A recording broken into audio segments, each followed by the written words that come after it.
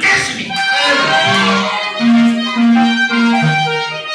Haya mambo mengine yote hatujui, lakini Mungu ako na njia. Biblia inasema, listen to me, it is the glory of God to conceal matters. Amen. Yani Mungu anachukua utukufu wake anapoficha mambo. It is the glory of God to conceal matters. But it is the honor of man. It is the honor of man to search out matters. It is the honor of man to search out matters.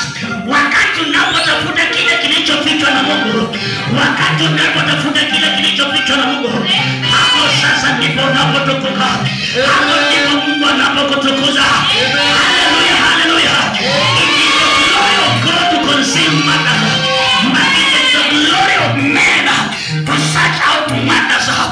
Apigia Bwana Yesu makofi. It is the glory of God.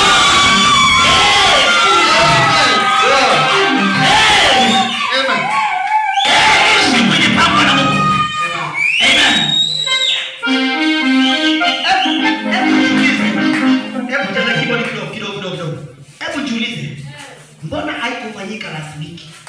Amen. Sasa I want to listen to you. Unajua vitu zingine nimekwambia majibu yako na Mungu. Amen. Amen. We can get more chairs for the teachers. Some people get more chairs for the teachers. So jiulize kwa nini haikufanyika last week? Amen. Ask yourself why.